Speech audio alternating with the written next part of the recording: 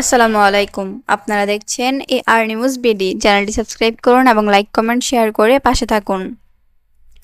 সেনাবাহিনী প্রধান জেনারেল ওয়াকার উজ্জামান হিন্দু ধর্মাবলম্বী প্রত্যেক বাংলাদেশিকে অত্যন্ত উৎসাহ উদ্দীপনার সঙ্গে উৎসবমুখর পরিবেশে শারদীয় দুর্গোৎসব উদযাপন করার আহ্বান জানিয়েছেন।